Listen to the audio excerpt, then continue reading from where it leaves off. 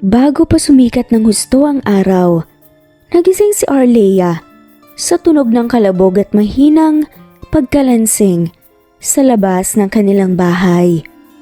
Agad siyang bumangon at lumabas ng kwarto. Nagtataka sa kung ano ang ginagawa ng kanyang mga anak sa ganitong oras. Lumapit siya sa sala at dahan-dahang sumilip sa maliit na siwang ng pinto at napangiti siya sa tanawing bumungad sa kanya. Doon makikita niya ang kanyang 4 na makukulit na anak. Mga 5 taong gulang pa lamang na nakapalibot sa mga kaldero, lata at lumang lalagyan ng tinapay na parang bumuo ng kanilang sariling banda. Si Aiden, kahit maliit pa, ay abalang-abala sa pagtatambol gamit ang 2 kahit at seryosong nakatuon sa kanyang ginagawa. Si Amber naman ay may hawak na gitarahan na gawa sa kahoy at mga sinulid na tali. Sabik na sabik sa pagpindot ng mga kwerdas kahit wala naman talagang tunog. Si Alex naman, gamit ang 2 takip ng kaldero bilang tamborin, ay todo ang tingin sa paligid at masayang tumatawa habang iniiling-iling ang ulo. Parang talagang nasa harap nga ng malaking audience. Samantalang si Astra, na sinasabing siya daw ang singer ng grupo, ay nagtatangkang kumanta habang pinipilipit ang boses na sumabay sa ingay ng mga kapatid. Ano bang pinaggagawa ng mga anak ko? Bulong niya sa sarili. Pero halata sa mga mata niya ang saya habang pinagmamasdan ng mga bata. Hindi mapigilan ni Arlea na mapangiti habang pinagmamasdan ng 4 na bulinggit na aliw sa paglalaro na parang nasa sarili silang mundo. Minsay, tatayo si Astra, hawak-hawak ang isang laruang mikropono na gawa lang sa karton at tila nagpa-perform sa mga audience niya. Thank you po. Thank you po sa lahat ng nagpunta. Isa pa pong kanta para sa inyo. Kunwaring yumuyuko pa siya na para bang pinalakpakan ng mga manonood niya. Bigla na nga lamang silang nagkasabay-sabay sa pagtugtog kahit na wala sa tono at walang tamang ritmo. Sabay-sabay silang tumatawa sa ingay na ginagawa nila. Si Arlea naman, kahit sa kalat na nagawa ng mga bata ay hindi magawang magalit.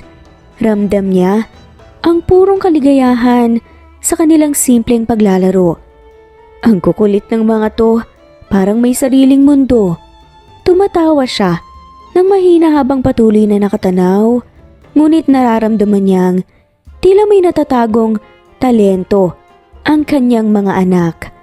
Kahit pa sa ganitong edad, habang pinapanood niya sila, napansin niyang bawat isa sa kanila ay may sariling karakter. Si Aida naman ang matapang na drummer, si Amber ang gitarista na seryoso sa pagpipiga ng kanyang gitarang kahoy. Si Alex ang kalog na tambourine player na parang pinanganak para magbigay kasiyahan, at si Astra ang mahinhing singer na sinasa puso ang bawat salitang kantahin. Sa sobrang saya at pagmamalaki, hindi na niya napigilan pa ang sarili na't lumapit sa mga anak. Mga anak, ano bang ingay ito? Biro niya. Kunwaring may inis pero ang ngiti ay hindi maikakaila. Nagulat ang 4 at tumigil sila sa kani-kanilang pagtugtog, pero nang makita nila ang inang tumatawa, sabay-sabay silang lumapit sa kanya at niyakap siya. Mama, para po to sa'yo. Kasi gusto namin magbanda kapag malaki na po kami. Oo nga po, Mama. Magiging famous po kami. Magkasunod na pagmamalaki pa nila Astra at Alex. At parang nagpo-pose pa na parang totoong rockstar. Napaiyak ng konti si Arlea sa saya. Hindi niya inakalang may ganitong pangarap ang mga anak niya. At sa kabila ng simpleng mga gamit, kitang-kita sa kanila ang sigla at determinasyon na magkaroon ng sariling mundo ng musika. Naramdaman ni Arleia ang isang damdaming nakabuo ng pag-asa. Sa ganitong murang edad, alam niyang handang magsakripisyo ang mga anak para sa mga pangarap nila at para sa kanya. Habang abala ang magkakapatid sa paglalaro ng banda-bandahan, hindi napansin ng mga bata ang kanilang ina na tahimik na pinapahid ang noo at pinipigilan ng biglang pagsakit ng ulo. Ramdam ni Arleia ang mabigat na pagkahilo, ngunit nginitian lang niya ang mga anak upang hindi sila mag-alala. Habang nagkakatuwaan ang mga bata, bigla silang nagtalo dahil sa isang laroang mikropono. Si Astra ang may hawak nito at todo pangasar sa mga kapatid niya. Ako lang ang kakanta dito, akin lang to. Sigaw niya habang nakatingin kay Amber na pilit inaagaw ang mikropono. Gusto ko rin kumanta eh. Dapat hati-hati tayo. Tugon ni Amber. Oo nga, wag kang selfish, Astra. Pabulong ngunit halatang may gigil sa boses na sa adama ni Aiden. Hindi nagtagal, nagasaran na ang magkakapatid at naghila-hilaan sa mikropono. Si Alex na palaging masaya at tahimik sinubukang pagawatin sila. Guys, tama na, magkakapatid naman tayo, hindi kailangan mag-away-away. Pero hindi nagpapigil si Astra at Amber. Nagkasigawan na sila at patuloy sa pag-aagawan hanggang sa hindi na napigilan pa ni Arleia na mag-alala. Mga anak, tama na yan. Hati-hati tayo sa lahat ng bagay, di ba? Huwag kayong mag-aaway. Halos manghina ang boses niya, pero patuloy niyang sinubukang makialam sa gulo ng mga anak. Nang hindi pa rin tumitigil ang dalawa, lalong sumakit ang ulo ni Arleia at naramdaman niyang umiikot na ang paligid. Nang lumapit siya sa mga bata, bigla siyang nawalan ng lakas at napahawak sa gilid ng pader para hindi matumba. Mama? Biglang huminto si Astra nang mapansin ang mukha ng kanilang ina. Mama, okay ka lang po? Nagtataka pero may pangangbang lumapit si Amber. Bumitaw sa pader si Arleia at sinubukang umiti upang hindi sila mag-alala. Kahit ganoon kakulit ang kanyang mga anak, nag-alala kaagad ang mga to kapag nakita nilang mahina siya sa harap nila. Ayos lang mga anak, siguro napagod lang si mama, pero napansin ng mga bata na hindi normal ang pinapakita ng kanilang ina. Nagniningning ang pawis sa noo at nakikita nila ang pamumutla ng mga to. Mama, ang putla mo, baka dapat po magpahinga po kayo. Nag-aalalang sambit ni Aiden sa ina. Oo nga mama, pahinga ka na po muna, kami na lang pong bahala dito. Dagdag pa ni Amber. Naku mga anak, okay lang ako. Medyo hilo lang siguro sa kakulangan ng tulog. Mama, hindi mo na kailangan magpuyat. Kami na pong tutulong sa'yo para po hindi ka na po mapagod. Sahad ni Astra. Kami nang bahala sa mga gawaing bahay, kami na rin ang magluluto kung gusto mo. Tura naman ni Alex.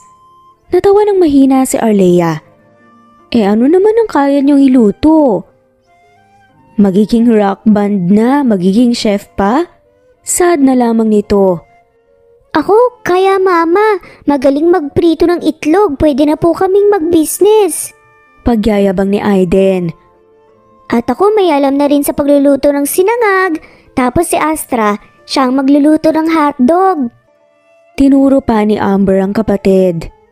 Napabaling ang atensyon ni Astra sa kanya. Bakit ako? Di ko nga alam kung paano magluto ng hotdog eh. Ako na lang po ang maghuhugas ng pinggan pagkatapos nila magluto. Basta, hindi ka na po namin papayagan magpagod, mama. Magkasunod at makulit naman na saad ni na Alex at Astra. Salamat mga anak, ang swerte ko talaga sa inyo. Saad na lamang ni Arleia. Yumakap si Astra sa bewang ni Arleia. Gagawin po namin ang lahat para mapasaya ka, para magpahinga ka na muna po, okay? Napangiti si Arleia. Sige, magpapahinga ako pero promise niyo sa akin. Huwag kayong mag-away-away Hati-hati kayo sa mga laruan. Pagkapasok ni Arlea sa kwarto, hindi niya napigilang umiyak. Kahit nahihirapan siya, nararamdaman niya ang pagmamahal at pag-aalaga ng mga anak niya. Kaya't hindi na nga niya kayang umupo lamang at pabayaan ang mga to. Mahal niya ang mga anak niya, higit pa sa kanyang buhay. 3 taon ang lumipas. Sa kabila ng mga nararamdamang sakit at pagod ay pinilit pa rin ni Arlea may itago ang kanyang sakit sa mga anak. Sa mga panahong yun, lumaki at lalo pang sumigla ang quadruplets sa kanilang hilig sa musika. Pero kahit na anong sayang pinapakita ni Arlea, hindi niya kayang itago ang patuloy na paglala ng kanyang karamdaman. Nag-iensayo ang mga bata sa kanilang munting studio sa bahay. Ngayon ay may tunay ng tambol si Aiden, gitara si Amber, mga tambourine si Alex, at mas maayos na mikropono si Astra. Masayang nagkakantahan at nagtatawanan ng magkakapatid. Halos hindi na nila marinig pa si Arlea na kumakatok ng pinto, kaya pumasok na lamang siya para panoorin ng mga anak. Wow, ang galing niyo mga anak! Parang totoo na kayong banda ngayon sabi niya, kahit paramdam na ramdam ang bigat sa kanyang dibdib at ulo. Mama, upo ka po dito, panoorin mo po kami. Sigaw ni Astra, habang nakangiti at kumakaway pa sa kanyang ina. Ngumiti si Arlea at sinubukang tumayo ng tuwid. Pero sa bawat hakbang, palapit sa mga anak, unti-unti nang bumibigay ang kanyang lakas. Biglang umikot ang paligid at bago pa siya makapag-react, bumagsak siya sa sahig. Mama! Sabay-sabay nasigaw ng mga bata. Mabilis na tumakbo palapit sa kanya. Si Aiden ang unang humawak sa kanyang kamay, habang ang magkakapatid ay naluluha at hindi alam ang gagawin. Mama! Gising! Ano pong nangyayari sa'yo? Tanong ni Amber. Nanginginig ang boses habang umiiyak. Si Astra naman ay sobrang natataranta at mabilis na tumakbo palabas para humingi ng tulong sa kapitbahay. Kuya Alex, anong gagawin natin? Hindi na po siya gumagalaw. Naluluha at kinakabahan na tanong pa ni Aiden kay Alex. Shh, kalma lang, okay? Magiging okay si Mama. Sabi naman ni Alex, pero halata naman ang kaba sa boses niya. Hindi nagtagal, dumating ang mga kapitbahay at dinala si Arlea sa ospital. Doon nalaman ng magkakapatid ang matagal na ang tinatago ni Arlea. May malubha siyang sakit, pero pinilit niyang magpakatatag para sa kanila. Habang nakaupo sila sa labas ng kwarto ng kanilang ina, tahimik ang 4 na magkakapatid. Hawak-hawak ang kamay ng isa't isa. Sa murang edad nila, unti-unti nilang naiintindihan ang hirap na pinagdaanan ng kanilang ina para sa kanila. Aalagaan natin si Mama mula ngayon. Seryosong sabi ni Aiden at tumango. Ang iba, bilang sagot, hinawakan ni Aiden ang kamay ni Arlea habang si Astra ay dahan-dahang hinahaplos ang buhok ng ina na tila pinapaalala rito na nandyan lang sila at hindi siya nag-iisa. Mama, nandito lang po kami.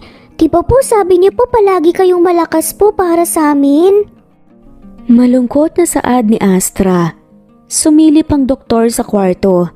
Napansin niya ang mga bata na tahimik at halatang nag-aalala sa kalagayan ng kanilang ina.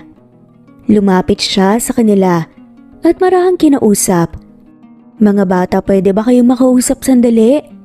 Tumango si Aiden at ang magkakapatid ay nagtipon sa harap ng doktor at nag-aalalang nagkatinginan. Pasensya na, pero kailangan niyong malaman ang sitwasyon ng mama niyo. May malubha siyang karamdaman at kailangan niya ng agarang operasyon para magkaroon ng mas magandang tsansa sa pag-recover. Paliwanag ng doktor. Sabay-sabay na napayuko ang mga bata, habang si Amber at Astra hindi na napigilan pang umiyak. Bakit po ngayon lang namin nalaman? Bakit hindi po niya sinabi sa amin?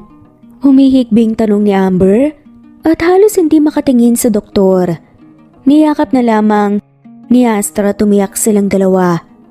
Siguro ayaw lang ni mama niyo na mag-alala kayo masyado. Maraming mga magulang ang ganun. Inaalala ang kaligayahan ng mga anak bago ang sarili nila. Sagot ng doktor. Pero magkano po ba ang kailangan para po sa operasyon niya? Kaya po ba namin? Tanong ni Alex. Sandaling nag-isip ang doktor bago sumagot. Naku, malaki ang gasto sa operasyon at gamutan niya. Hindi madaling mag-ipon para rito, pero may mga paraan naman para matulungan si mama niyo. Napatitig si Aiden sa doktor. Naglakas loob na tanungin ang tanong na gumugulo sa isip niya. Ano pong ibig sabihin ninyo? Pwede ba kaming magtrabaho o may paraan po ba para makaipon kami ng panggagamot? Bahagyang ngumiti ang doktor at humanga sa tapang ng mga bata pero alam niyang mabigat ang responsibilidad. Bata pa kayo para magtrabaho pero pwede kayong humingi ng tulong sa mga kakilala o mga kamag-anak niyo. Suwestyon niya. Tahimik na nagkatinginan ng apat at kahit na puno ng takot at pangamba ang mga mata nila, alam nila na wala silang ibang pagpipilian kundi magpakatatag para sa ina. Alagaan namin si Mama, hindi po kami susuko. Saad ni Astra nang natahimik na siya mula sa pagiyak. Tumango si Alex at nilapitan ng doktor. Dok, gagawin po namin ang lahat kahit na ano po basta pumiligtas lang po si Mama. Naiwang tahimik ang doktor. Marahang hinawakan ang balikat ni Aiden bago tuluyang nagpaalam para bigyan sila ng oras. Sa isang maliit na kwarto ng kanilang inuupahang bahay, tahimik na nagkukumpulan ng mga quadruplets. Nakaluhod si Astra sa gitna habang iniisa-isa niyang pinapaliwanag ang plano ng mga kapatid. Kailangan nating magkapera para kay Mama. Sabi ng doktor, hindi na daw pwedeng ipagpaliban yung operasyon. Ayoko ding tumagal roon dahil sabi ng tinanungan kong nurse kanina mas lumalaki ang babayaran natin. Pero saan naman tayo kukuha ng ganong kalaking pera? Baka hindi pa tayo pinapayagang magtrabaho. Napasimangot na sabi naman ni Amber at napatingin sa sahig. Hawak ang gitara na luma na at halatang pinagsawaan na ng panahon. Alam ko na, gagawa tayo ng banda. Tapos, tutugtog tayo sa mga daan.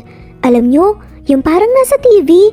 Tapos, bigla na lang may maghuhulog ng pera para sa atin. Biglang napatayo sa excitement si Aiden at halos tumalon pa nga siya. Sumang-ayon naman kagad sa Alex. Astig yun! Ako bahala sa tambol, may nakita akong lata sa likod, pwede nating gawing drums. Tama, tapos ako sa gitara ni Amber, pero hindi ba nakakahiya, baka pagtawanan lang tayo ng mga tao eh. Nagala lang sambit ni Astra. Hindi tayo pwedeng mahiya para to kay Mama. Lahat gagawin natin para sa kanya, di ba? Kaya natin to basta sama-sama tayo. Nagkatinginan silang magkakapatid at sabay-sabay na nag-high five. Malalim ang kanilang determinasyon at sa murang edad, alam nila kung gaano kahalaga ang ginagawa nila para sa kanilang ina. Nag-iensayo ang magkakapatid sa maliit nilang sala. Medyo naging magulo ang rehearsal nila dahil wala sa timing ang lahat at may kanya-kanyang diskarte sa pagtugtog. Kahit seryoso ang dahilan nila, hindi maiwasan ang tawanan sa bawat pagkakamali. Oh, simulan na natin ha. Ako sa drums, si Amber sa gitara, si Alex sa tamborin, tapos si Astra kakanta. Ready? 1, 2... Binigyan ni Aiden ng matinding hampas ang lata niyang drums, pero sa sobrang lakas tumilapon ang stick niya. Hoy Aiden, dahan-dahan lang. Parang gusto mong butasin yung lata eh. Para intense, di ba? Para malaman ng tao na seryosong-seryoso tayo. Hay, ayusin na nga natin. Kailangan sabay-sabay tayo, hindi yung kanya-kanya. Napakamot si Astra sa ulo habang sinusubukang ipaliwanag ang timing sa mga kapatid. Sinubukan nilang muli, pero sa unang salta pa lang ni Amber sa gitara, maling chord kagad ang pinindot niya. Ay, teka, mali yung chord. Ano ba yan? Nakakahiya naman kay mama yung ganito tayo. Ako rin parang mali yung timing ko. Teka lang practice ko muna yung ting ting ting ting ng tambourine. Astra, kantahin mo na nga para may maayos naman dito. Makulit at magkakasunod na saad ni na Alex at Aiden. Huminga ng malalim si Astra at sinubukang magsimula, pero nagkamali kagad siya sa unang linya pa lamang. Napahinto tuloy siya at nagtawanan ng lahat. Ay, sorry, kinakabahan ako Napapalo siya ng tawa habang pinapahid ang pawis sa noo. Grabe naman, tayo-tayo lang na dito Practice lang to, bakit kinakabahan kayo? O sige, isa pa. 1, 2, 3, 4. Kahit nagkamali rin naman siya, sadama ni Amber, at nagbilang na nga rin sila para magumpisa. Nagsimula silang tumugtog pero si Alex na sobrang concentrated sa tamburin. Napating-ting-ting ng walang hintuan. Sa sobrang ingay ng tamburin, halos hindi na nga marinig ang boses ni Astra at ang gitara ni Amber. Hoy Alex, tama na muna yung ting-ting-ting-ting mo. Sobrang ingay na, parang nagbebenta tayo ng isda Naiiritang saway pa ni Amber. Ay, sorry, akala ko yun yung tamang beat Napakamot na lamang si Alex sa ulo at tumawa. Ako, parang napapagod na yung lata ko. Parang wala nang tunog Naku, paano na yan? Wala tayong drums. Pwede ba yun? Walang drums? Kaya naman siguro kahit wala, di ba? Paano naman yung rock and roll vibes natin? Sagutan nila Alex, Aiden, Astra at Amber. Napasandal si Aiden at napanguso kunwari disappointed. Teka, may idea ko, pwede nating gamitin yung takip ng kaldero. Mas astig para pang heavy metal. Hindi naman natin kailangan ng heavy metal, baka magalit pa yung kapitbahay. Ay nako, o sige na, okay, isa pa, seryoso na tayo Hirit na naman ni Amber. Pero alam nilang kahit gaano pa kagulo at kalat ang kanilang rehearsal, masaya silang na magtutulungan para sa kanilang ina. Dala ang mga simpleng gamit pang musika, pumuesto ang mga magkakapatid sa gilid ng plaza. Kanya-kanya silang posisyon ni Aiden na may improvised drums gamit ang mga lumang lata. Si Amber naman sa gitara, si Alex sa may tamborin na gawa sa takip ng bote, at si Astra ang kakanta. Sige, simulan na natin. Panimula ni Astra habang kinakabahan pero excited pa rin siya. Sinimulan na nilang tumugtog at kahit na hindi perpekto ang kanilang pagkakasabay, may puso ang kanilang musika. Dumadami ang mga tao sa paligid.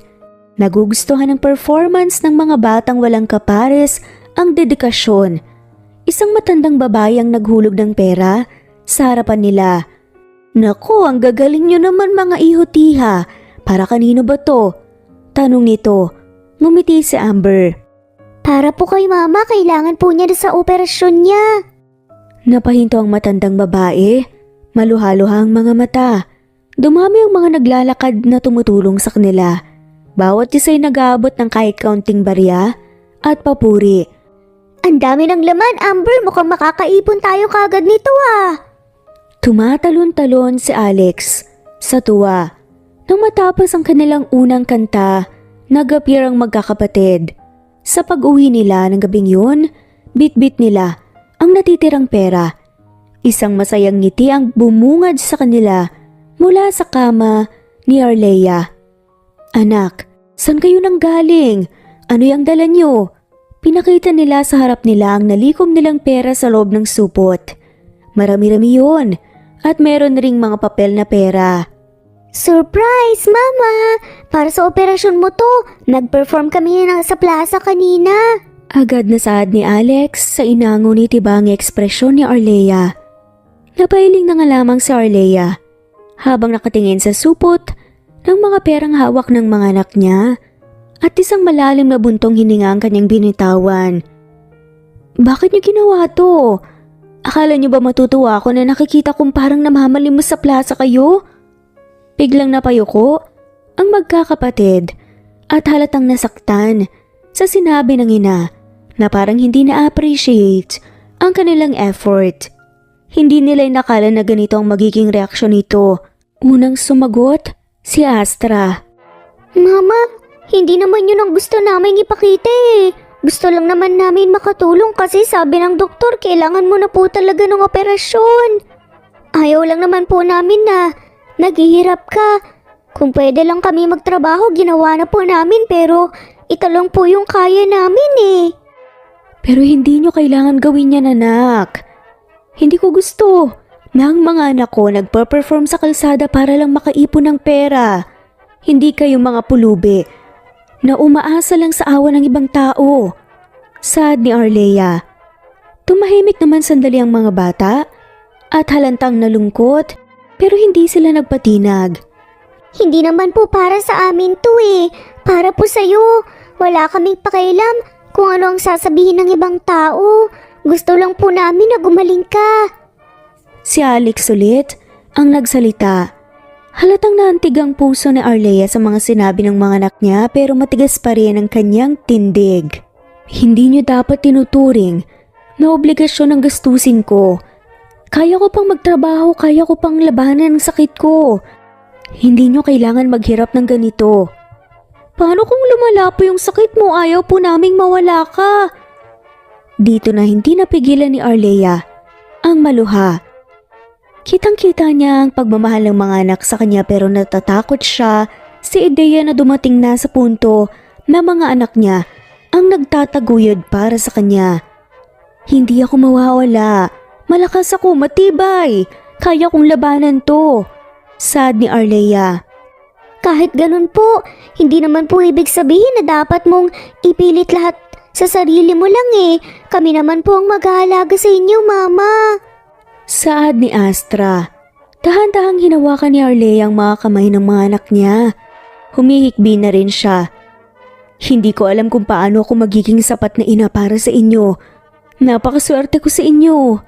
Hindi po, Mama. Maswerte po kami dahil ikaw po ang mama namin. Kaya gagawin po namin ang lahat para gumaling ka. Sagot naman ni Aidan at lumapit at niyakap nga siya. Nagtipo ng magkakapatid sa paligid ni Arlea at niyakap siya ng mahigpit. Sa plaza nagtipon-tipon ulit ang apat na magkakapatid para mag-perform na naman. Marami ang napapatingin sa kanila. Mga bata na halatang desididong tumugtog gamit ang mga simpleng bagay na halatang DIY lang. Si Aiden ay may improvised drums na gawa sa lata ng pintura. Si Amber gitara na punit-punit ng tali. Si Alex gamit ang 2 takip ng kaldero bilang tambourine. At si Astra, ang kanilang lead singer, may hawak na lumang mikropono na konektado sa maliit na speaker. 1, 2, 3, go! Sabay hampas ni Aiden sa kanyang improvised drums. Salamat po sa lahat ng nandito. Sana po magustuhan niyo to. Huminga si Astra ng malalim at sinimulan na nga nilang tugtugin ang kanta nila. Habang tumutugtog sila, ang tunog ng kaldero ni Alex at ang lata ni Aiden ay medyo sablay pero nakakatuwa, kaya't ang mga tao'y napapangiti at napapatawa. Kahit na minsan, nawawala si Astra, sa tono pinapalakpakan pa rin sila ng mga tao. May lumapit na isang babaeng nakakoat at dark shades na mukhang kakaiba at parang taga-syudad. Tumayo siya sa harap ng magkakapatid. Nakangiti at namangha. Wow, ang gagaling niyo, ang lakas ng loob niyo ah. Nagulat si Amber. Nang bahagyang natigilan, sa pagstrum ng gitara lumingon siya sa mga kapatid niya na parang nagtatanong kung sinong babaeng to. Hi po, sino po kayo? Tanong niya. Inalis ng babae ang kanyang shades at ngumiti ng malapad. Ako? Ako si Talia. At ang masasabi ko lang, I am super impressed. Mga bata, gusto niyo bang magkaroon ng mas bonggang instruments at maging totoo at talagang banda? Tanong nga nito. Nagtakang magkakapatid. at sabay-sabay silang nagkatinginan na parang nagtatanong sa isa't isa kung totoo bang naririnig nila. Teka lang po ate, ibig niyo po bang sabihin bibigyan niyo po kami ng totoong gamit pang banda po? Parang hindi makapaniwala si Aiden sa narinig. Exactly! Wala kayong ibang gagawin kundi mag-practice lang at ako na ang bahala sa lahat. Instruments, costume gigs, ako nang bahala. Sagot ni Talia. Nagtinginan ulit ang magkakapatid at hindi pa rin sigurado kung totoo ba ang offer na to. Pero bago pa man sila makasagot, biglang napahampas ng lata si Aiden. Sa sobrang tuwa kaya naman muling nagtawanan ang mga tao sa paligid. Bakit niyo po ito ginagawa? I mean, para sa iyo po talaga to? Halatang curious si Astra at nagdududa. Kasi ang cute niyo at may potential kayo.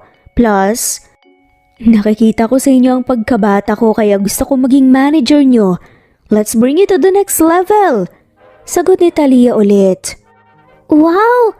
Manager! At ang astig naman po nun! Excited na saad ni Aiden nang biglang siniko nga siya ng kapatid. Ano ka ba? Anong manager? Manager! Napatawa na nga lamang sila.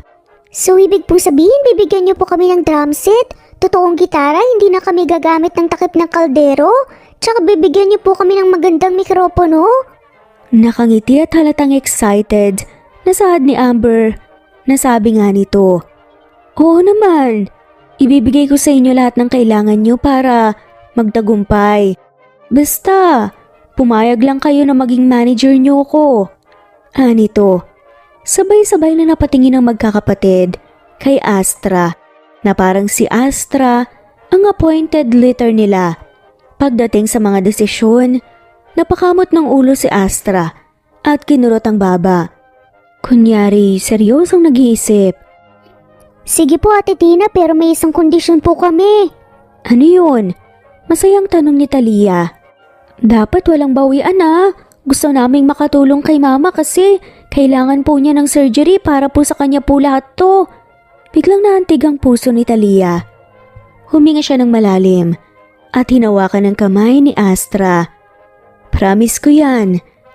Tutulungan natin si mama niyo at kung kailangan pang magdagdag ng effort, nandito lang ako para sa inyo. Nagtinginan ulit ang magkakapatid at sabay-sabay na nag-high five. Woo! Tapos ang problema natin sa lata at kaldero. Bye-bye takip ng kaldero. Hello, tamborin!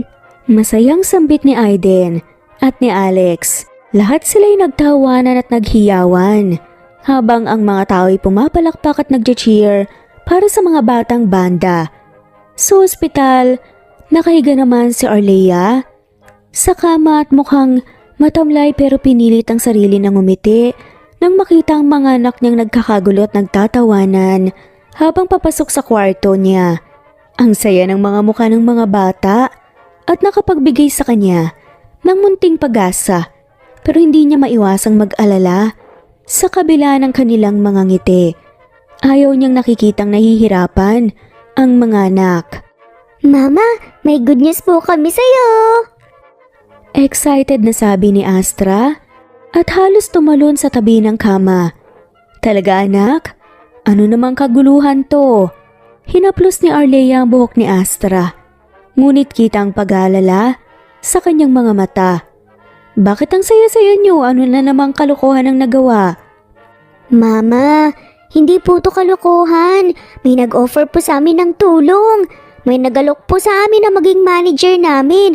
Magiging banda na po kami at tutulungan ka po namin para sa operasyon mo. Sagot nga nila Amber at Aiden. Halos hindi makapaniwala si Arlea sa sinabi ng mga anak. Natigilan siya at pinilit ng umiti kahit na may halong kaba sa kanyang dibdib.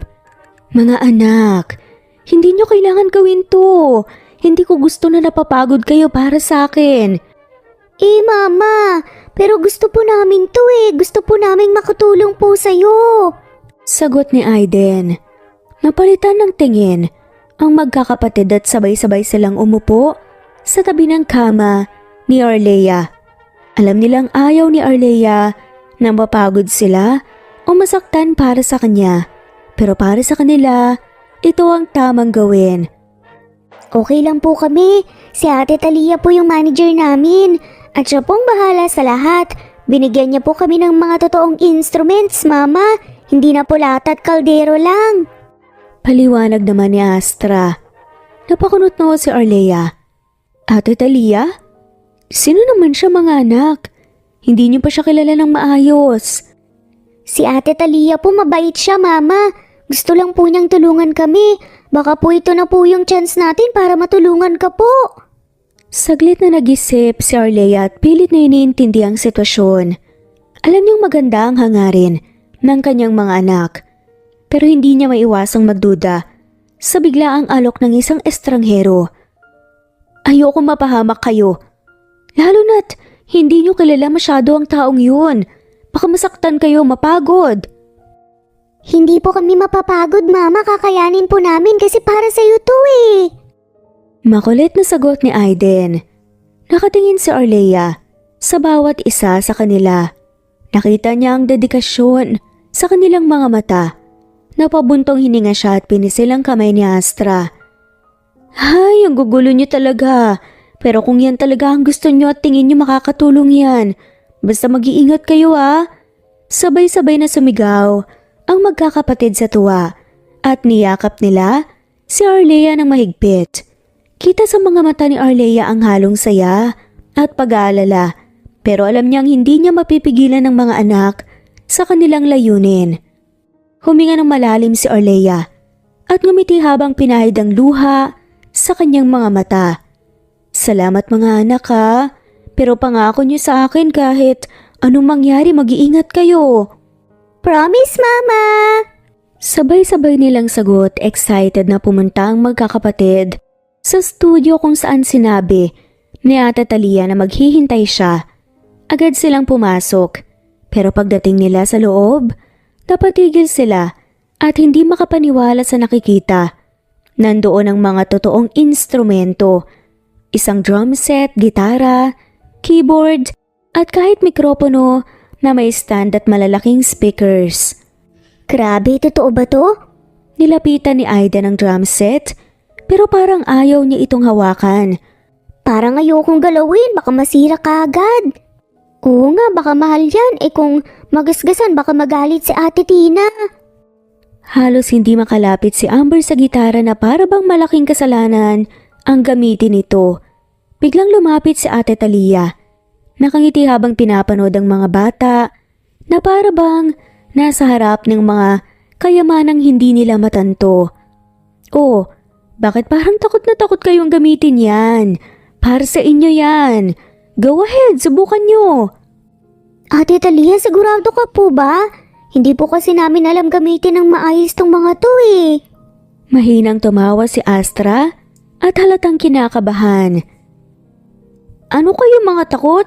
Sige na, walang problema. Kaya nga tayo may practice para matutunan nyo at masanay kayo.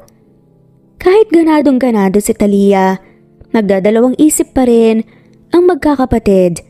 Si Aiden ay dahan-dahang humawak sa drumsticks, habang si Amber ay humawak sa gitara na parang napakabigat nito. Ate Talia, mahal siguro to no? Hindi po kami sanay, baka po kami mapagalitan pag may nangyari. Nag-aalala pa rin si Alex. Wala kayong problema dyan, Alex. Ang mga instruments na to ay para sa inyo, kaya subukan nyo lang. Kung gusto nyong makatulong sa mama nyo, kailangan nyo munang i-overcome ang takot na yan. Huminga ng malalim si Amber at sinubukang mag-strum ng gitara. Napataas ang kilay niya nang marinig ang malinis at malinaw na tunog ng gitara. Uy, ang ganda ng tunog, parang ang dali gamitin. Pero ang smooth pala, iba siya sa kahoy na ginagamit ko ah. Masaya ang anya. Ako rin Ate Talia, parang nakakahihawakan tong mikropono. Sabi naman ni Astra. Nilapitan ni Talia si Astra at inilagay ang mikropono sa kanyang kamay. Anak, hawakan mo yan. Nang may confidence, ikaw ang lead singer, kailangan mong magsalita at kumanta na parang ikaw ang boss ng entablado. Nagtinginan ng magkakapatid sabay tawa.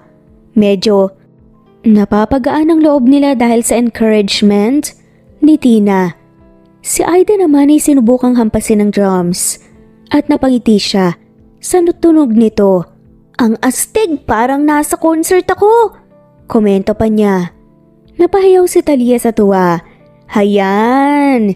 Yan ang gusto kong makita. Sige nga, mag-jam na kayo. Pakiramdaman niyo ang mga instrumento kahit magkalat muna, okay lang. Dahan-dahang nagsimula silang mag-practice. Si Amber ay nag-strum ng gitara at kahit medyo off pa sa tempo, nakakatuwa pa rin silang pakinggan. Si Alex ay napapakagat-labi habang tinitimpla ang tamborin at si Aida naman ay ginaganahan sa bawat hampas sa drum. Uy kuya, dahan-dahan lang sa tamburin, parang natataranta ka dyan. Sita ni Amber, kaya't nagtawanan ng lahat. Tama na yung pagsita mo Amber, tara jam lang tayo, bahala na kung magkalat. Alex, tara, try mo naman yung piano, parang mas bagay sa'yo yun kaysa sa tamburin. Ay, mahirap ata yata to mukhang para sa mga professional lang to. Sad naman ni Talia. Nako, ang piano basta't maramdaman mo yung mga keys, hindi yan ganun kahirap. Sige na, subukan mo, dahan-dahanin mo lang. Promise, hindi mo kailangan maging professional kaagad. Nagkibit balikat si Alex pero tinungo rin niya ang piano at dahan-dahang pinindot ang ilang keys. Napangiti siya nang marinig niya ang malinis na tunog nito. Uy, ang ganda pala ng tunog, ang lambot, parang ibang klase Yan kuya, mukhang nahanap mo na ang instrument mo. Hindi ka na magtatamborin boy, pianist ka na. Sabay nagtawanan silang magkakapatid. Bagay nga sa'yo kuya, compliment naman ni Astra. Naku, wag niyo nga akong asarin. Kung subukan mo kaya ang bass, Amber. Sabi ni Ate Talia, pwede kang tumugtog ng mas mabigat. Hayan, gusto ko yan Alex. Amber, try mo ang bass guitar. Ang lakas ng dating noon, kaya nyo yan, huwag kayong matakot. Sabi Talia. Sige na nga, subukan ko na rin Ate Talia. Ay grabe, ang astig pala nito, parang may sariling rhythm. Uy, mukhang ready na tayo. Sabi ni Astra. Yes, gusto ko makita kayong mag-jam ng buo. Kahit ano lang, ipakita nyo yung passion nyo. Game, let's go mga kapatid. Huwag na kayong kabahan, basta enjoy lang. Sambit ni Aiden. At nagsimula na nga silang tumugtog ng sabay-sabay. Kahit may kaunting sablay at offbeat, masaya pa rin silang lahat. Si Tina ay nasa gilid, nakangiti habang pinapanood ang magkakapatid na unti-unting nakakasabay at gumaganda ang tunog ng kanilang kanta. Napahinga muna ng malalim ang magkakapatid matapos ang masayang practice nila. Nagpahinga na rin sila at si Tina ay nakaupo sa gilid.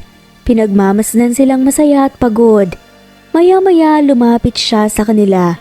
Nakangiti ngunit may halong pag-aalala sa kanyang mga mata. Ang galing nyo kanina. Proud ako sa inyo. Pero curious lang ako mga anak. Pwede ko bang makausap ang mama niyo? Gusto ko sana siyang kamustahin at masabi na ang plano niyo para sa future niyo. Biglang naging tahimik ang magkakapatid. Nagkatinginan sila at ang dating masiglang muka ay napalitan ng lungkot. Si Astra ay yumuko habang si Amber ay tahimik na nakatitig sa sahig. Naramdaman kaagad ni Tina ang bigat ng kanilang nararamdaman. Ate Talia, kasi po si Mama, hindi po siya okay. Kailangan niya po ng operasyon pero wala po kaming pera para po makapagpagamot siya. Malungkot na sabi ni Astra. Kaya nga po kami nagsisikap para makaipon Ayaw naming humingi ng tulong kahit kanino kasi po nahihiya po kami. Dagdag pa ni Amber. Nagulat si Talia sa narinig at kitang-kita sa kanyang mukha ang pagkaawa sa mga bata. Napabuntong hininga siya. Ramdam ang bigat na dinadala ng magkakapatid kahit bata pa sila. Pero kahit na ganoon, nakikita niya ang hope at saya sa kanila. Ang bigat ng pinapasan niya sa edad niyo. Pero alam niyo, hindi masama humingi ng tulong minsan lalo na kung para sa ikabubuti ng mahal niyo sa buhay. Ngiting tugon naman ni Talia. Alam naming mahirap pero gagawin po namin lahat para kay Mama. Siya lang po ang meron kami, kaya kailangan naming magtulungan. Si Aiden naman ang nagsalita. Naluha si Talia sa dedikasyon ng mga bata. Alam niyang may pangarap sila, pero higit sa lahat, ang pagmamahal nila sa kanilang ina, ang dahilan kung bakit sila nagsusumikap. Hindi niya maiwasang mapangiti, pero ramdam din niya ang lungkot at hirap na pinagdadaanan ng mga bata. Alam niyo ang tapang niyo para sa edad niyo. Hindi lahat ng bata kayang tiisin ang hirap ng walang reklamo, lalo na para sa pamilya. Kaya naman sobrang proud ako sa inyo, sabi ni Talia. Salamat po Ate Tina, pero minsan po kasi parang hindi sapat yung ginawa namin eh. Ang daming gastusin lalo na po sa gamot ni Mama. Kaya nga nandito ako para tulungan kayo, di ba? Alam kong gusto niyong makapag-ipon sa sarili niyong paraan, pero walang masama kung may katuwang kayo sa laban. Sigurado ka po Ate Talia? Baka po mag-alala si Mama, ayaw po kasi niya na masyadong nahihirapan kami. Saad ni Astra. Minsan, ang takot na yan ay napupuno ng pagmamahal. Gusto lang niya kayong protektahan. Kung pupuntahan niyo po si Mama, sasabihin po namin sa kanya na gusto naming tumugtog para po makatulong. Baka mas maintindihan niya. Oo naman. Salamat Ate Talia. Nakangiti ang magkakapatid habang pinagmamasdan si Talia. Ang bigat sa kanilang puso ay tila nabawasan.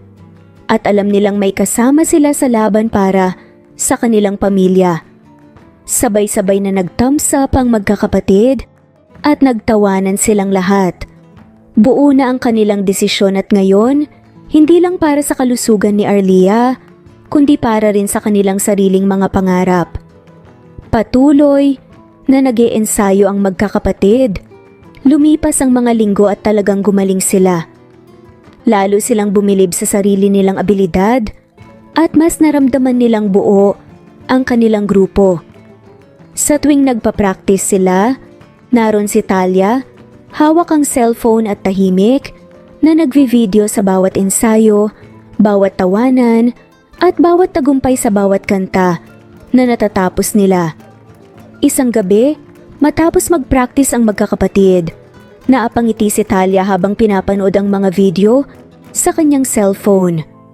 Naisipan niyang i-post ang mga ito online, hindi naman inaasahan na magiging malaki ang reaksyon ng mga tao. Pero sa hindi inaasahang pagkakataon, mabilis na nag-viral ang videos nila. Ang kwento ng mga batang nagpupursige para sa kanilang ina ay pumukaw ng atensyon sa puso ng maraming tao. Inulan ng likes, shares, at encouraging comments ang videos ng magkakapatid. Pagkalipas ng ilang buwan, ang magkakapatid ay nagkaroon na ng malawak na following. Sa bawat post, may mga fans na nag-aabang at nagbibigay ng suporta sa kanila. Hindi na sila simpleng mga batang tumutugtog sa plaza. Kilala na sila ngayon bilang ang The Four Wonders at nakatakda na silang mag-debut sa isang malaking music event. Sa backstage ng isang event, naghahanda sila para sa kanilang unang major performance. Halatang kabado ang magkakapatid. Kasama nila si Talia na nakangiti at nagbibigay ng lakas ng loob sa kanila. Kaya nyo to. Kung nalagpasan nyo ang hirap sa umpisa, mas kaya nyo ngayon. At tandaan nyo, maraming nanonood na nagmamahal sa inyo lalo na si mama nyo. Napangiti ang mga bata at sabay-sabay na tumango. Ramdam nila ang suporta hindi lang ni Talia, kundi pati ng kanilang ina, na alam nilang nanonood mula sa ospital. Bigla nilang narinig ang sigawan ng mga fans sa labas ng stage at doon lang nila naramdaman kung gaano karami ang sumusubaybay sa kanila ngayon. Pagkalabas nila sa stage, nagulat ang magkakapatid sa dami ng tao. Hawak ang kani-kanilang instrumento, hindi makapaniwala sina Astra, Amber, Aiden at Alex na ang dami nang naghihintay sa kanila. Kasabay ng ingay ng mga tao ay ang mga palakpakan at sigawan at nakita nilang may mga fans pa na may hawak na banners at posters na may pangalan nila Habang tumutugtog na sila, napansin ni Tina na may isang lalaki sa gilid ng stage na nakatingin ng mataman sa mga bata. Parang kinikilala ang kanilang mga mukha. Nagustuhan niya ang kanta ng mga bata, pero mas matindi ang tingin niya sa kanilang pagkakahawig sa isang taong kilala niya. Nang matapos ang kanta, nagpalakpakan ng buong audience at nakita ni Tina na parang may nais sabihin ang lalaking ito. Pagkatapos ng kanilang performance, lumapit ang lalaki kay Talia. "Excuse me, miss. Ang galing ng mga bata. Sila ba yung Four Wonders na napapanood ko sa social media?" "Opo, sila nga. Talagang pinaghandaan nila to para sa unang malaking performance nila," sagot ni Talia sa lalaki. Nagkaroon ng sandaling katahimikan habang parang may gustong itanong ang lalaki pero nag-aalangan siya. "Alam mo, habang pinapanood ko sila, parang may kakaiba akong naramdaman. Parang may pagkakawig sila sa akin." Nagulat si Talia sa narinig at bahagyang kinabahan pero sinubukan niyang maging kalmado. Talaga po ba? Baka po nagkataon lang." Sad pa nga nito. Ngumiti ang lalaki at tumingin muli sa direksyon ng magkakapatid na nagpapahinga pagkatapos ng performance. "Siguro, dahil wala naman talaga akong anak, una pa lang." Malungkot na sad ang lalaki. Nagpaalam ng lalaki kay Talia, pero doon rin nakita ni Aiden ang mukha ng lalaki. Nagulat siya at nahulog ang bote ng tubig dahil sa gulat, kaya't nahatak ang atensyon ng tatlo. Anong nangyari sa'yo, Aiden? Bakit parang nakita ka ng multo dyan? Tanong ni Amber rito at niyugyug pa ang balikat ni Aiden. Nakita ko si Papa. Ano ka ba, Aiden? Paano mo nakita si Papa? Baka nagkakamali ka lang. Nanginginig ang boses na saad ni Aiden. Samantalang si Amber naman hindi makapaniwala. Hindi ako nagkakamali, Amber eh. Siya yung nasa wallet ni Mama, hindi ba yung luma nilang picture? Giit ni Aiden, lumalim ang tingin niya sa direksyon ng lalaki. Napatingin naman sina Astra at Alex sa sinabi ni Aiden at doon sumingit sa Alex. Alam nyo, pwede naman nating sundan yung lalaki para makasigurado tayo. Kung totoo man, gusto ko rin siyang makita ng harapan. Nagkatinginan silang apat at sa huli nagpasya silang sundan ang lalaki ng palihim. Nang makarating ang lalaki sa isang tahimik na bahagi sa likod ng venue, huminto ito at kinausap ang isa pang tao. Doon nila mas malinaw na nakita ang kanyang mukha at walang duda. Siya nga ang lalaking nasa lumang larawan ni Mama. Si Papa nga. Ano, lalapitan na ba natin siya? Bulong ni Astra at nanlaki ang mga mata.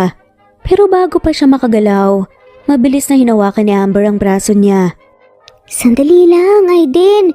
Baka nakakalimutan mo wala siyang alam na may mga anak siya. Hindi natin alam kung paano siya magre-react. Natigilan si Aiden at napabuntong hininga. Oo nga, pero ayoko na ng ganitong pakiramdam, Amber. Gusto ko na siyang makilala eh. Alam ko, pero kailangan muna nating mag-isip ng maayos. Hindi to simple. Baka masaktan lang tayo kapag hindi magandang maging reaksyon niya. Paliwanag ni Amber, ramdam ang pag-aalala para sa kanilang lahat. Napatingin silang lahat sa direksyon ng ama nila, tahimik na naninimbang kung paano nila haharapin ang bagong realidad na ito. Si Henry ay kilalang may-ari ng malaking company at 8 taon na ang makalipas nang mahiwalay siya sa kanyang asawa at hinahanap niya pa ito hanggang ngayon.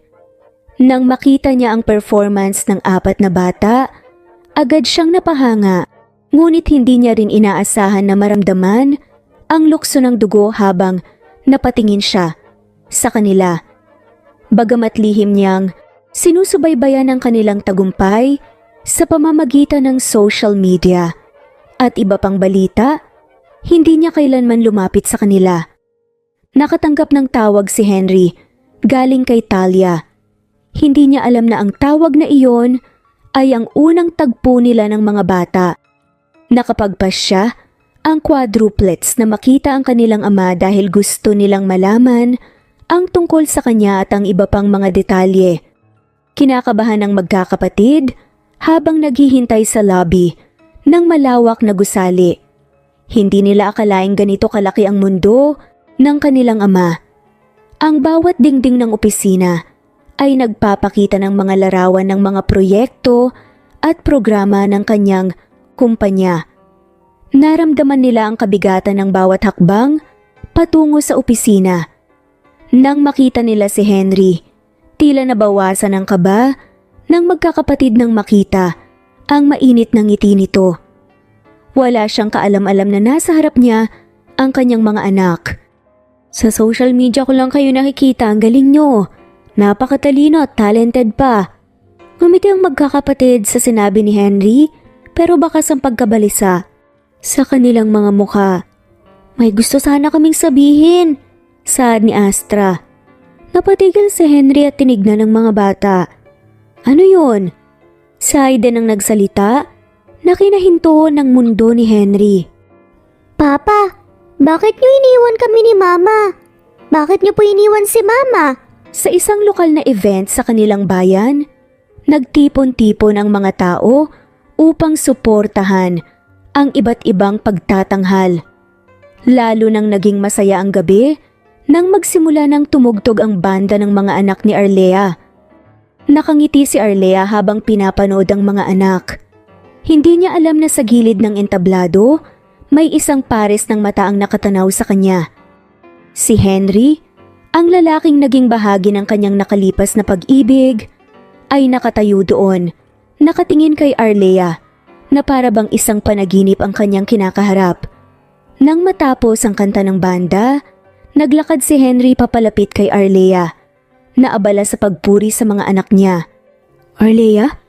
Mahinang tawag niya, ngunit narinig kagad dito ni Arlea. Napalingon si Arlea at tumigil ang mundo niya nang makita si Henry sa kanyang harapan. Henry? Namutla siya at nagulat. Agad siyang niyakap ni Henry. Halos hindi makapagsalita si Arlea, pero kitang-kita sa kanyang mga mata ang pagtataka at emosyon. Hindi niya inakalang magkikita sila muli, lalo pa sa ganitong sitwasyon. Nagtitigan sila ng ilang sandali, pero bago pa maging awkward ang lahat, lumapit ang mga bata sa ina nila matapos ang kanilang pagtatanghal. Aiden, nakausap niyo na ba ang mama niyo tungkol dito? Tanong nga ni Henry sa bata. Hindi pa po namin siya nasasabihan ng maayos. Gusto po sana naming magkausap kayo eh. Napatigil si Arlea, naguguluhan. Sandali, alam niyo ba kung sino siya? Paano niyo siya nakilala? Mama, nung nag-viral yung mga videos namin, sinundan kami ni Papa kaya lang nag-aalangan kami kung paano sasabihin sa'yo eh. Kasi po, gusto lang naming malaman kung ano pong nangyari sa inyo noon. At saka, gusto namin po siyang makilala rin. Magkasunod na sagot nila Alex at Amber. Ano? Basta-basta na lang kayong nakipagkita sa kanya? Akala ko masaya tayo kahit tayo-tayo lang.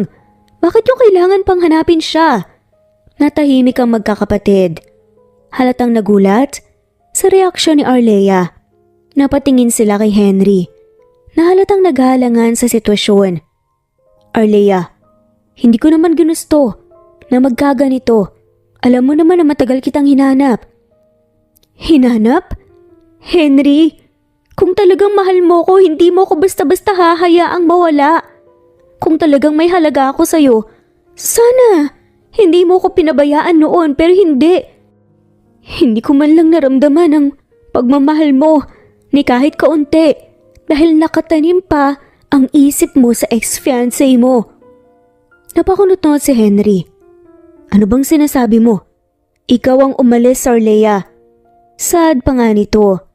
Hindi mo alam ang hirap ng iniwan mong responsibilidad sa akin, Henry. Akong nagpalaki sa mga anak mong mag-isa.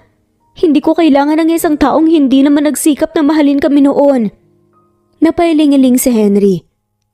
Hindi naman kita pinilit na umalis noon, pero akala ko kaya kitang kalimutan. Madaling sabihin yan. Pero ngayon, Henry, huli na ang lahat. Ang hirap bumangon ng mag-isa Lalo na't ang alam ko hindi mo kayang mahalin ang mga anak natin. Henry. Saad naman ni Arlea. Hindi mo naintindihan. Kaya nga ako nandito kasi gusto kong bumawi, gusto kong maging ama para sa kanila. Nanginginig ang boses ni Arlea habang tumingin siya sa mga anak niya. At ano ngayon, Henry? Akala mo ba madali lang para sa akin na magtiwala ulit? Ang hirap bumalik sa nakaraan. Ang hirap sumugal sa'yo ulit. Bago pa man makasagot si Henry, naramdaman ni Arlea ang biglang pagkahilo. Sinubukan niyang huwag ipahalata, ngunit hindi niya na napigilan ang paghapdi ng kanyang dibdib at ang paninikip ng kanyang hininga. Aiden, Amber, sandali lang mga anak. Hinawakan niya ang kanyang dibdib at pilit na pinipigilan ng sakit. Pero unti-unti siyang napaupo. Napansin kaagad ni Henry ang pagbagsak ng mga balikat ni Arlea at ang panginginig ng kanyang kamay. Arlea, anong nangyayari sa'yo? Nag-aalalang saad nga ni Henry. Agad siyang lumapit at inalalayan si Arlea habang nakatingin ang mga bat na nag-aalala at natataranta. Ngunit nahimatay na si Arlea, kaya't dali-dali silang kumilos upang ihatid siya sa hospital. Pagkarating nila sa ospital, agad na dinala si Arlea sa emergency room. Nagmamadaling nagdatingan ng mga doktor at mga nurse at halos walang oras para makapagsalita si Henry at ang mga bata. Natigilan si Henry habang nakikita ang 4 na magkakapatid na mukhang hindi alam ang gagawin, takot at nag-aalala sa kanilang ina. Ilang sandali pa, lumapit ang doktor kay Henry. Kailangan na nating isugod si Arlea sa operating room kagad. Kayo na pong bahala sa mga bata. Naglakad na palayo ang doktor at naiwan si Henry at ang mga quadruplets sa waiting area. Tahimik lang silang lahat, pero ramdam ang kaba at takot sa paligid. Sino ba kasi sa inyong nagsabi na kumakanta kayo para sa ganito? Tahimik na nagsitanguan ng 4. Pero halatang may bigat ang kanilang loob. Para kay mama po, yun lang po talaga ang dahilan namin eh. Wala kaming ibang gusto kundi ang mapabuti po siya. Sagot ni Aiden. Napabuntong hininga na lamang si Henry habang tinitignan ng mga bata. Alam niyang mahal na mahal nila ang ina nila at sobrang sipag ng mga ito para magkapera sa napakabatang edad. Alam ko mahal niyo ang nanay niyo, pero mula ngayon, hindi niyo na kailangan pang mag-alala sa mga gastusin. Saad ni Henry. Pero Papa Henry, paano po yun? Malaki po ang kailangan sa gamutan ni Mama. Ako nang bahala dyan, anak. Ako na ang sasalo sa lahat ng gastos para sa kanya.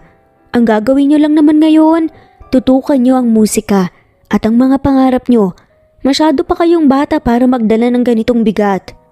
Napatitig lang ang 4 kay Henry. Hindi makapaniwala sa sinasabi nito.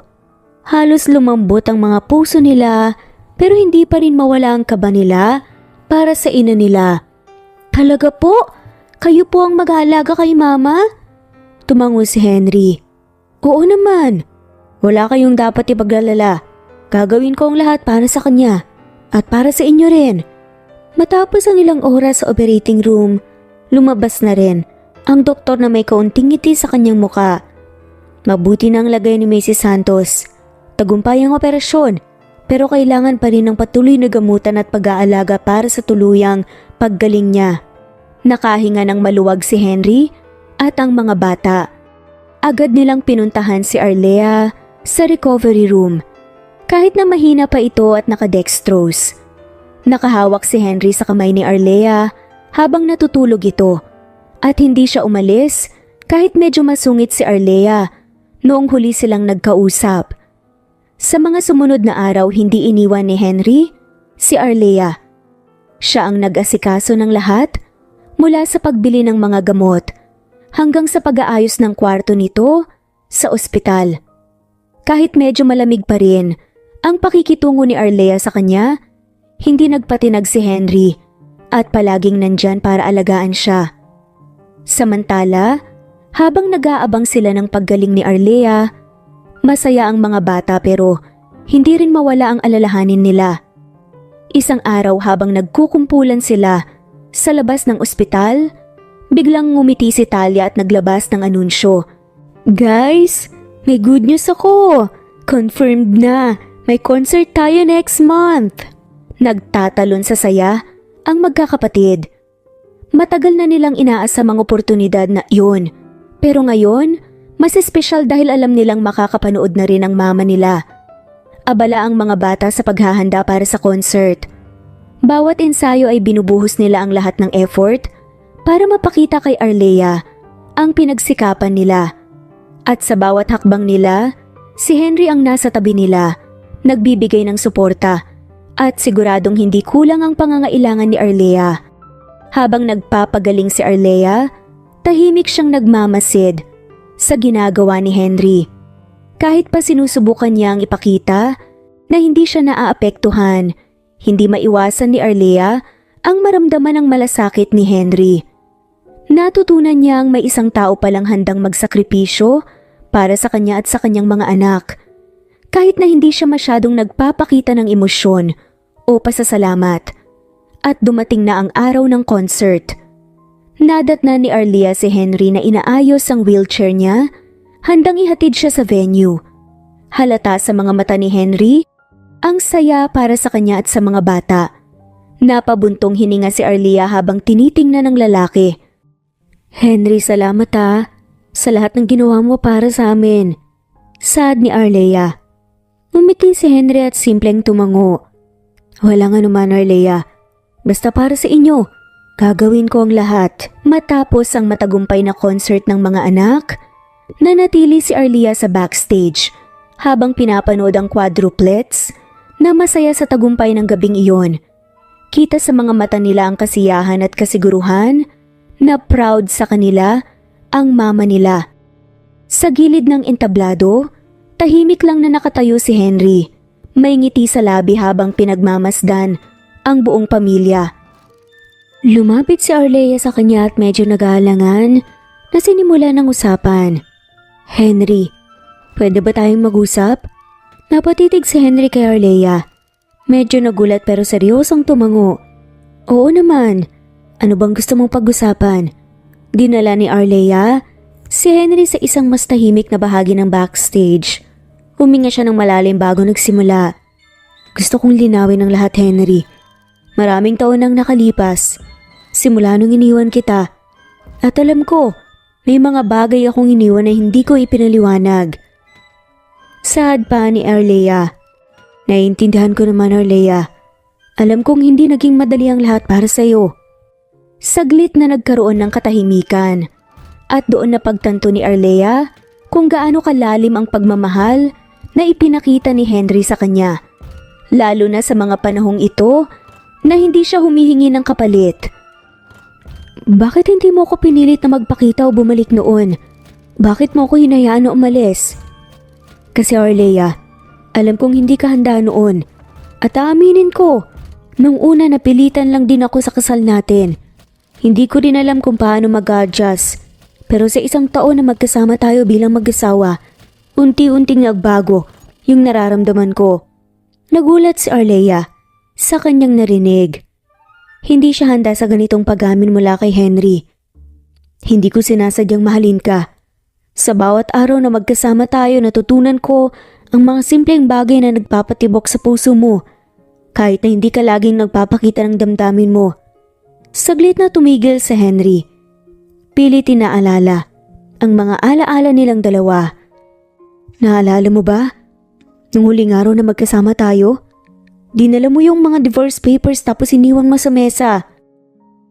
Oo, akala ko pipirmahan mo na kaagad. Sad ni Arlea. Hindi ko pinirmahan ang mga yun, Arlea. Nung araw na yun may lakad din ako para makipagkita sa dating fiancé ko. Gusto kong ayusin ang lahat at ipaliwanag na hindi ko na siya babalikan kasi mahal na kita. Nagulat si Arlea sa sinabi ni Henry. Alam niyang may kasunduan silang maghiwalay pagkatapos ng isang taon pero hindi niya inaasahang magpapasya si Henry na manatili. Sad pa nga ni Henry. Nagulat siya, oo. Pero mas nagulat siya nang malaman niyang sa kabila ng kasunduan natin, hindi ko napigilan ang damdamin ko. Mahal na kita noon, Arlea. Kahit pa, itinatago ko yun. Napayo ko si Arlea. Napagtanto ang mga bagay na hindi niya alam tungkol sa asawa niya. Bakit hindi mo sinabi noon, Henry? Bakit hinayaan mo akong umalis? Dahil ayokong pilitin ka. Ayokong maramdaman na napilitan ka sa kasal natin. Naisip ko baka mas tama na hayaan kitang magpasya para sa sarili mo. Pero sa lahat ng yun, hindi kita tinigilan sa paghasang babalik ka. At hindi ko inaasahan na nagkaanak tayo at 4 pa. Napaluha si Arlea sa narinig. Hindi niya inaasahan ang ganitong klaseng pagmamahal at pag-intindi mula kay Henry. Hindi ko alam na ganito ka sa akin. Akala ko pinalaya mo ko dahil sawa ka na. Hindi ko alam na naging ganito ka pala kaseryoso. Ngumiti si Henry. Pinawi ang luha sa pisngi ni Arlea. Hindi ko talaga kaya na mawala ka. Hindi rin kita pwedeng basta pabayaan. Lalo na ngayon na mas kailangan mo ko. At kahit na malamig ka sa akin, alam kong may natitirang pagmamahal ka pa rin para sa akin.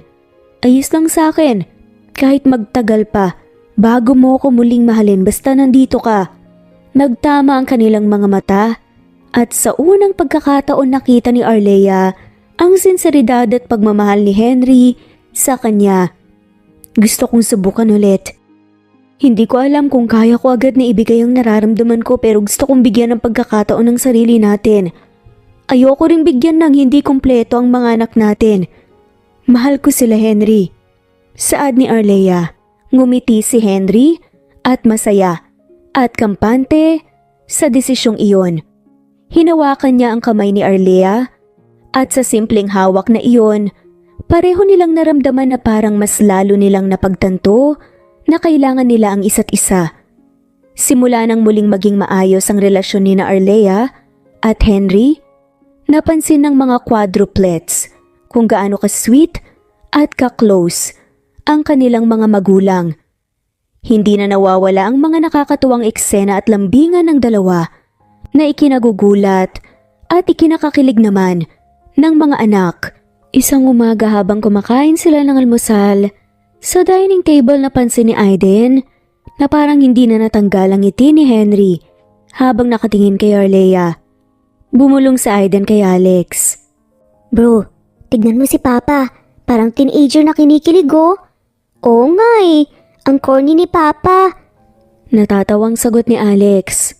Napansin ni Henry ang bulungan ng mga anak kaya tumingin siya sa kanila ng may biro. Ano? May problema ba sa ngiti ko? Papa, ikaw ata yung mas in love ngayon kaysa kay Mama eh. Tukso pa ni Amber sa ama. Ngumiti si Henry sabay hawak sa kamay ni Arlea. Bakit hindi? Tignan niyo naman ang mama niyo, napakaganda kahit bagong gising. Napahiling si Arlea at medyo nahihiya pero kinikilig din. Nakakahiya sa mga bata, kumain ka na lang. Napangiti na nga lamang si Henry at sinadya pang itaas ang kilay. Ay ganoon. Aba, binabasted mo ako sa harap ng mga anak natin ha. Nagkatawanan na lamang ang quadruplets. Hindi niya nga alam ang kanyang ire-react. Nakikita kasi ng quadruplets ang biro ng mga magulang nila, lalo pang kinilig sina Amber at Aiden sa eksenang yun. Kita namin Mama, kinikilig ka rin kay Papa eh. Hindi na napigilan pa ni Arlea ang pagtawa at sumuko na rin sa mga pambubuli ng mga anak nila. Sa kabila ng lahat, bakas sa mukha niya ang saya habang tinatanaw ang pamilya nila na masaya at puno ng pagmamahalan. Maya-maya habang nagliligpit pa sila, sinadya ni Henry na sabayan si Arlea sa kusina. Ako na dyan, magpahinga ka na. Hindi naman ako mahina, Henry, kaya ko to. Oo naman, pero mas gusto kong ako na lang nag-aalaga sa'yo. Bigyan mo naman ako ng pagkakataon na bumawi. Biglang may narinig silang mga maliliit na hagik-gik sa likod nila. Mga bata pala. Nanunood sa kanila habang nakasilip mula sa pinto. Ay, Nakita namin, Papa, na may pakbay-akbay ka pa kay Mama. Para kayong nasa telenovela. Grabe, ang cheesy nyo, hindi naman kayo namin kinakaya. Sunod-sunod pa nasaad nila Amber, Aiden at Alexa na kunwaring nandidiri pa. Napatawa na lamang si Henry at mas hinigpitan pa ang pagakbay kay Arlea. Tila lalo pang niya sinasadya ang pagiging sweet para kiligin ng mga anak nila. Gusto ko lang ipakita sa mga anak ko kung paano magmahal. Kinikilig si Arlea pero sinusubukang magpigil. Henry, tama na nga. Baka mawalan ng gana ang kumain ng mga to. Ngunit habang nagpatuloy ang mga araw, hindi tumigil si Henry sa pagiging sweet kay Arlea. Mula sa maliit na bulaklak na binibigay niya tuwing umaga hanggang sa mga pasimpleng halik sa pisngi tuwing may pagkakataon, hindi rin nakakalampas sa mga anak nila ang mga to. Habang nagpapahinga si Arlea sa sala, lumapit si Henry na may dalang maliit na piraso ng cake. Para sa ito, honey. Favorite mo, 'di ba? Nag-effort ka pa talaga sa maliit na cake, ha? Syempre special ka eh. Nasa gilid naman ng quadruplets. Pinapanood ang mga magulang nilang parang mga teenager pa rin na nagliligawan. Hindi nila mapigilang mapailing pero bakas sa mga mukha nila ang kasiyahan para sa kanilang magulang. Siguro naman, hindi na kayo maghihiwalay, no? Hirit pa ni Amber. Napatingin si Henry kay Amber tapos kay Arlea bago ngumiti. Hindi na anak, pinangako ko sa sarili ko kahit anong mangyari. Hindi ko na pababayaan pa ang mama niyo. Tumingin si Arlea kay Henry at ngumiti rin. At hindi na rin ako alis pa. Promise. Magkayakap sina Henry at Arlea habang nagtitilian at pumapalakpak pa nga ang mga quadruplets. Pinapalibutan ng kanilang mga magulang. Sa araw-araw na nakita ng mga anak nila ang pagmamahalan at pag-aalaga ni na Henry at Arlea sa isa't isa, lalong tumibay ang kanilang pamilya at napuno ng kasiyahan at pagmamahalan ng bawat sandali. Isang gabi, habang nagpapahinga ang mga quadruplets sa backstage ng concert hall, lumapit si Henry na may misteryosong ngiti sa kanyang muka. Agad na napansin ni Amber ang kakaibang kilos ng kanilang ama. Papa, bakit parang ang saya mo ngayon? May surprise ka na naman kay Mama? Tanong ni Amber. Actually, meron nga. Kailangan ko ang tulong nyo pero sikreto muna, ha? Sikreto? Ano naman po to, Papa? Curious na tanong ni Aiden. Gusto kong mag-propose ulit kay mama nyo. Nagulat ang apat at halos sabay-sabay na nagsalita. Ha? Kasal na kayo po, di ba? Oo nga, kasal na kami. Natawa si Henry at tumango. Pero iba kasi ito. Gusto kong ipakita sa mama nyo na mahal ko pa rin siya gaya ng dati.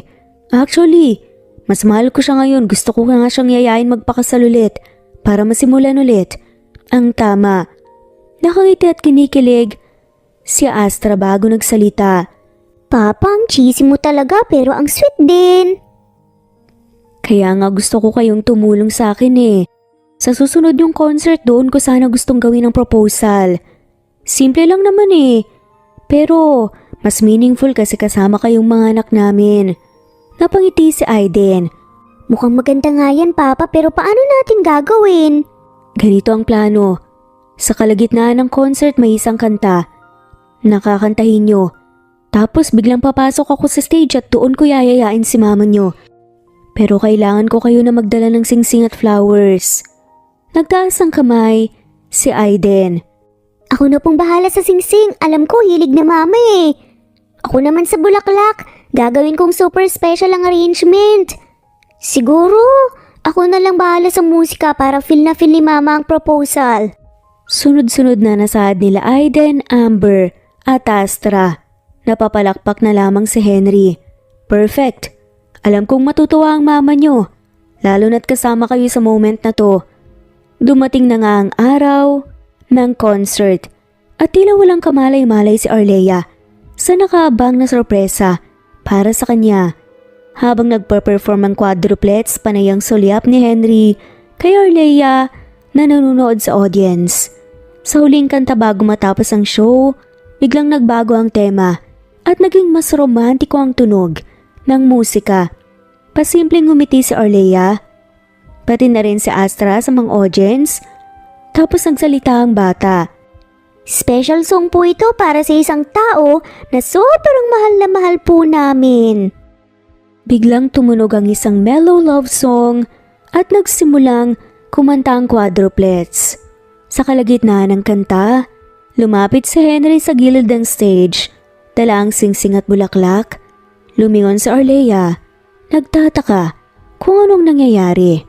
Nagtataka nga ito habang kinakanta na nga ng vocalist ng banda ang chorus ng kantang Palagi. Ngunit sa huli, palagi, pabalik pa rin sa yakap mo hanggang sa huli. Palagi, pipiliin kong maging sa'yo. Ulit-ulitin man, nais kong malaman mong iyo ako.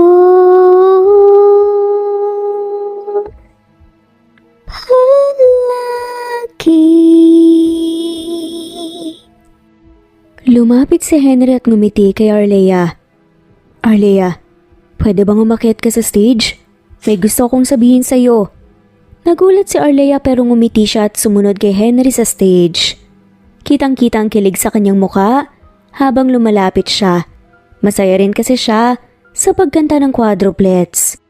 Lumuhod na nga kagad si Henry sa harapan ni Arlea, hawak ang singsing. Alam kong kasal na tayo, pero gusto kong simulan ulit. Natutunan kong mahalin ka hindi lang bilang asawa kundi bilang partner sa lahat ng bagay. Kaya Arlea, papayag ka bang maging asawa ko ulit? Hindi ito inaasahan ni Arlea, kaya't napaluha siya sa saya. Henry, ang drama mo talaga. Ginamit mo pa talaga yung quadruplets Pero oo, papayag ako, magpapakasal ulit ako sa'yo. Naghiyawan na nga ang mga tao at ang quadruplets naman ay hindi mapigilan ang kilig habang pinapalakpakan ng mga magulang nila. Nagyakap sina Henry at Arlea at narinig pa ang masasayang tawanan ng kanilang mga anak. Grabe guys, witness tayo sa proposal ni na mama at papa. Agad na nagsalita si Aiden sa mikropono. Ang araw ng muling kasal ni na Henry at Arlea ay dumating na nga. Sa ilalim ng mga bulaklak at ilaw, muling nagpalitan ng mga pangako ang dalawa. Mas masaya at mas totoo kaysa sa kanilang unang kasal. Kitang-kita ang kilig sa mga mata nila habang nagpalitan sila ng mga I do's. Habang nakangiti ang kanilang mga anak at mga kaibigan. Matapos ang seremonya, nagsimula na ang reception at hindi magkamayaw ang mga bisita sa kagalakan. Pero ang highlight ng gabi ay ang performance ulit ng quadruplets. May special numbers silang inihanda para sa kanilang magulang. At sa sorpresa ng lahat, si Henry umakyat sa stage. May dalang gitara. Okay everyone, meron po kaming special performance para kina mama at papa. Pero special din kasi kasama namin ngayon si papa sa stage. Anunsyo ni Amber sa audience. Napabuntong hininga si Alex at tumawa. Sana hindi po kami mapahiya sa inyo dahil sa gitara na skills po ni papa. Kunwari nagyabang si Henry habang inaayos ang gitara. Hoy mga anak, huwag niyo akong minamalit Baka magulat pa kayo sa talento ko. San ba kayo nanggaling, di ba sa akin? Sige nga papa, pakita mo sa amin yung legendary guitar skills mo. Hirit pa ni Aiden. Nagumpisa silang mag-perform ng isang lively song.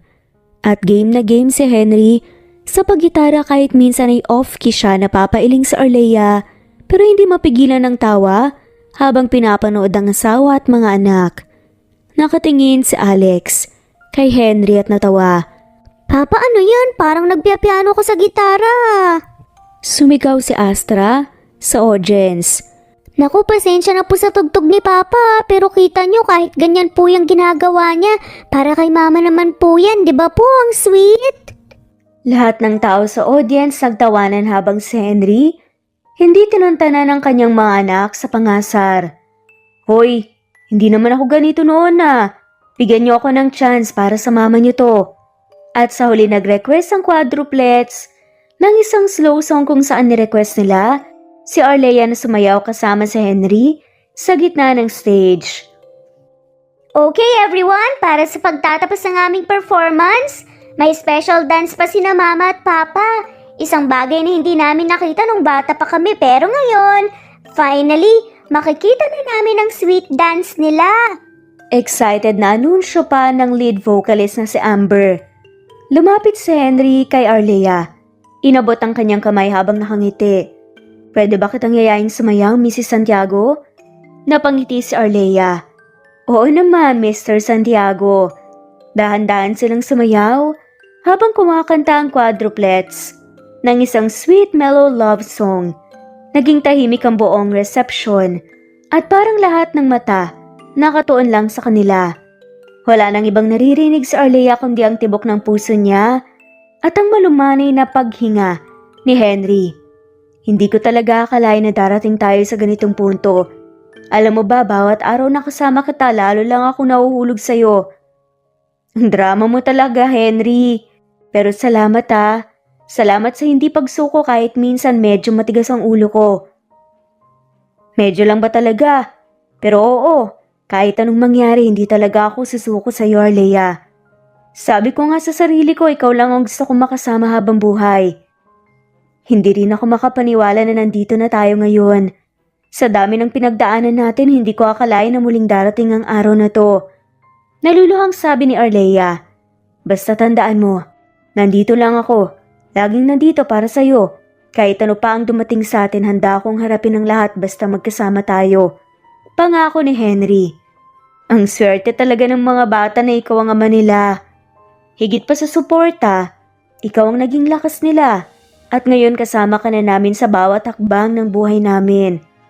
At ikaw, Arlea, ikaw ang aking tahanan. Ikaw ang nagbibigay kulay sa mundo ko. Sa'yo ko natagpuan ang tunay na kahulugan ng pagmamahal. Henry, salamat.